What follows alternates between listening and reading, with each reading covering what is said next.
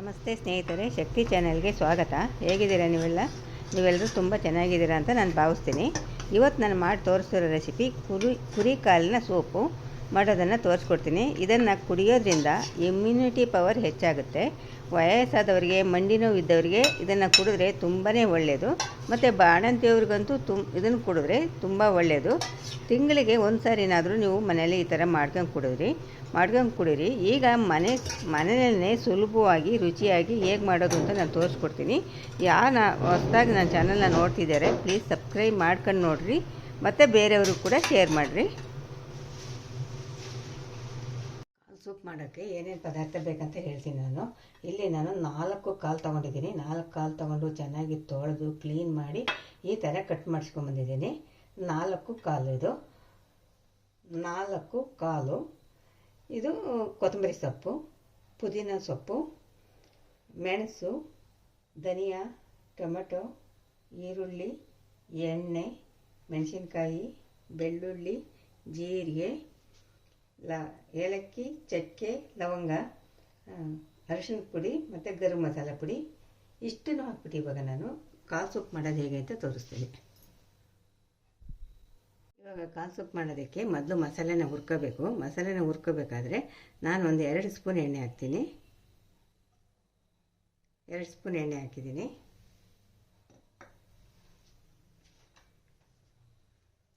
ಮೊದಲಿಗೆ 3 ಸ್ಪೂನ್ ಧನಿಯಾ,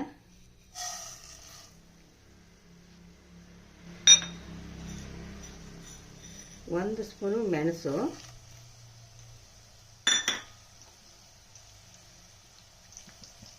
1 ಸ್ಪೂನ್ ಜೀರಿಗೆ,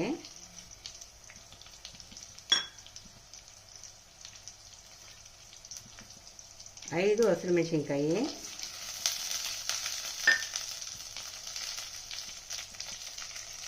ಬೆಳ್ಳುಳ್ಳಿ,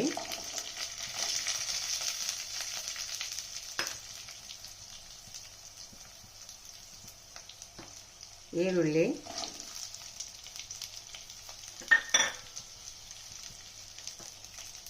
ಟೊಮೆಟೊ,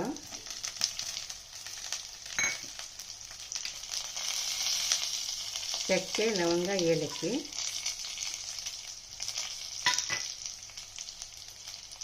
ಪುದೀನ ಸೊಪ್ಪು,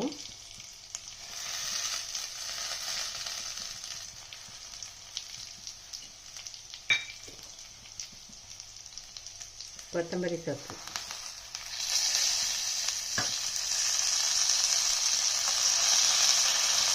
ಇಷ್ಟನ್ನು ಇವಾಗ ಹುರ್ಕೊತೀನಿ. ಮೀಡಿಯಮ್ ಉರಿನಲ್ಲಿ ಹುರಿಬೇಕು.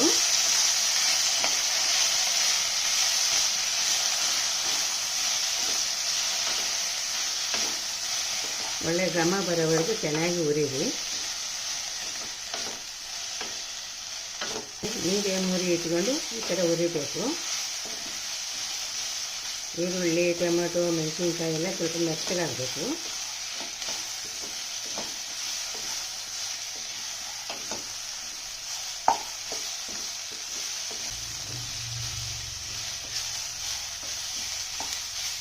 ಇವಾಗ ಸಾಕು, ಇಷ್ಟು ಹುರಿದಿದ್ದು ಸ್ಟವ್ ಆಫ್ ಮಾಡಿಬಿಟ್ಟು ತಣ್ಣಗಾಗೋದಕ್ಕೆ ಇಡ್ತೀನಿ. ಇವಾಗ ಹುರಿದಿರೋ ಪದಾರ್ಥ ಎಲ್ಲ ತಣ್ಣಗಾಗಿದೆ ನೋಡಿ, ತಣ್ಣಗಾಗಿದೆ. ಇದನ್ನು ಈಗ ಮಿಕ್ಸಿ ಜಾರ್ಗೆ ಹಾಕ್ತೀನಿ. ತಣ್ಣಗಾದ್ಮೇಲೆ ಮಿಕ್ಸಿ ಜಾರ್ಗೆ ಹಾಕಬೇಕು.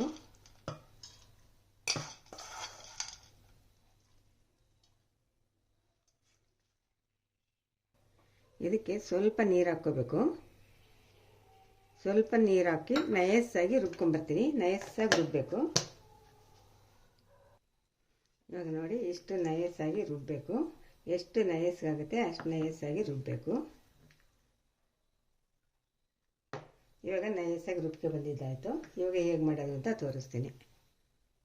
ಇವಾಗ ಕುಕ್ಕರ್ಗೆ ಒಂದು 2 ಸ್ಪೂನ್ ಎಣ್ಣೆ ಹಾಕ್ತೀನಿ.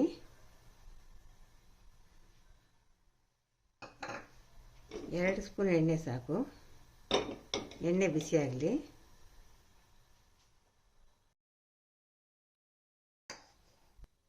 ಇವಾಗ ಎಣ್ಣೆ ಬಿಸಿಯಾಗಿದೆ. ಇವಾಗ ನಾನು ಈರುಳ್ಳಿ ಹಾಕ್ತೀನಿ. ಒಂದು ಚಿಕ್ಕ ಗೆಡ್ಡೆ ಈರುಳ್ಳಿ ಸಣ್ಣದಾಗಿ ಕಟ್ ಮಾಡಿರೋದನ್ನ ಹಾಕಬೇಕು.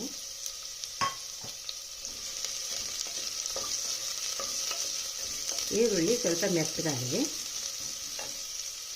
ಇವಾಗ ನಾವು ರುಬ್ಬಿಟ್ಟಿದ್ದೀನಲ್ಲ ಖಾರ ಹಾಕ್ತೀನಿ.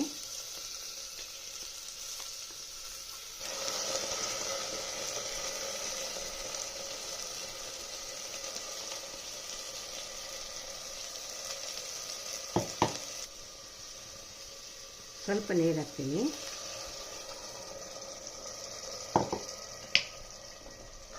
ಇವಾಗ ಚೆನ್ನಾಗಿ ಬೇಯಿಸಬೇಕು.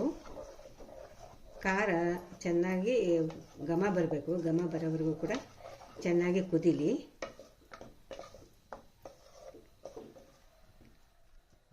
ಮೀಡಿಯಮ್ ಊರಿನಲ್ಲಿ ಒಂದು 5 ನಿಮಿಷ ಕುದಿಸ್ಬೇಕು. 5 ನಿಮಿಷ ಚೆನ್ನಾಗಿ ಖಾರನ ಚೆನ್ನಾಗಿ ಕುದಿಸ್ಬೇಕು. ನೋಡಿ, ಇನ್ನೂ ಸ್ವಲ್ಪ ಕುದೀಲಿ. ಇವಾಗ ನಾನು 1 ಚಮಚ ಅರಿಶಿಣದ ಪುಡಿ ಹಾಕ್ತೀನಿ. 1 ಚಮಚ ಗರಂ ಮಸಾಲೆ ಪುಡಿ ಹಾಕ್ತೀನಿ.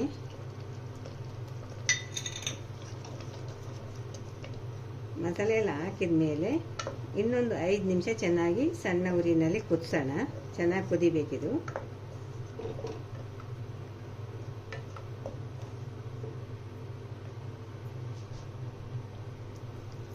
ಇವಾಗ ನೋಡಿ, ಖಾರ ಚೆನ್ನಾಗಿ ಬೆಂದಿದೆ. ಇವಾಗ ಸುತ್ತ ಎಣ್ಣೆ ಕೂಡ ಬಿಟ್ಕೊಂಡಿದೆ.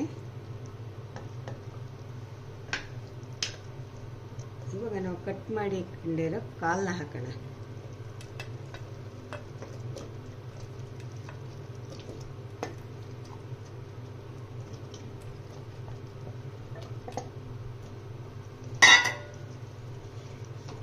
ಕಾಳುಗಳೆಲ್ಲ ಹಾಕಿದ ಮೇಲೆ ಚೆನ್ನಾಗಿ ಮೀಡಿಯಮ್ ಉರಿನಲ್ಲಿ ಸ್ವಲ್ಪ ಬೇಯಿಸಬೇಕು.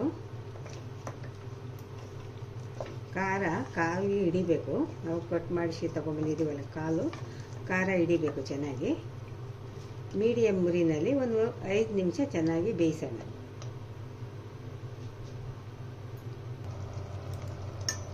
ಒಂದ್ಸಾರಿ ಚೆನ್ನಾಗಿ ಮಿಕ್ಸ್ ಮಾಡೋಣ. ನೋಡಿ, ಚೆನ್ನಾಗಿ ಕಾಲಿಗೆ ಖಾರ ಹಿಡಿದಿದೆ. ಇವಾಗ ನೀರು ನಮಗೆ ಎಷ್ಟು ಬೇಕು ನೋಡ್ಕೊಂಡು ನಾನು 4 ಕಾಲಿಗೆ 1 ಕಾಲಿಗೆ 2 ಕಪ್ ಥರ 8 ಲೋಟ ನೀರು ಹಾಕ್ತೀನಿ. 4 ಕಾಲಿಗೆ 8 ಲೋಟ ನೀರು ಹಾಕ್ತೀನಿ.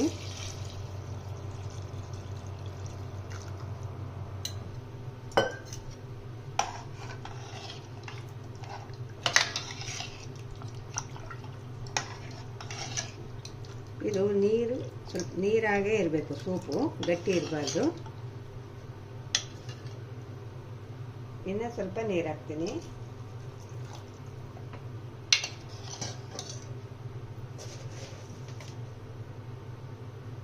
ಉಪ್ಪು ಹಾಕ್ತೀನಿ.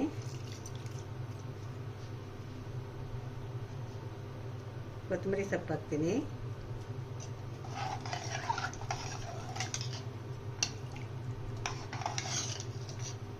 ಕುದಿ ಬಂದ ಮೇಲೆ ಕುಕ್ಕರ್ ಮುಚ್ಚಳ ಮುಚ್ತೀನಿ. ಇವಾಗ ನೋಡ್ರಿ ಕುದೀತಾ ಇದೆ. ಇವಾಗ ನಾನು ಕುಕ್ಕರ್ ಮುಚ್ಚಳ ಮುಚ್ತೀನಿ.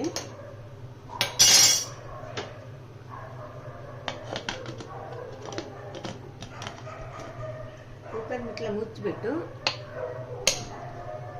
10 ವಿಸಲ್ ಬರೆಸ್ತೀನಿ. ನೋಡ್ರಿ ಕುಕ್ಕರ್ ತಣ್ಣಗಾಗಿದೆ. ಇವಾಗ ಓಪನ್ ಮಾಡ್ತೀನಿ.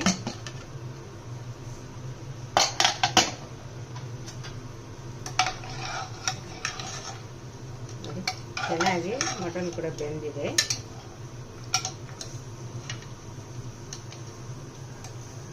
ನೋಡಿ, ಚೆನ್ನಾಗಿ ಬೆಂದಿದೆ.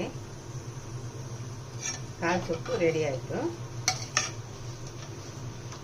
ಇನ್ನೊಂದು ಸ್ವಲ್ಪ ನೀರು ಹಾಕ್ಬೋದು. ಸ್ವಲ್ಪ ಗಟ್ಟಿ ಇದೆ, ಸ್ವಲ್ಪ ನೀರು ಹಾಕ್ತೀನಿ.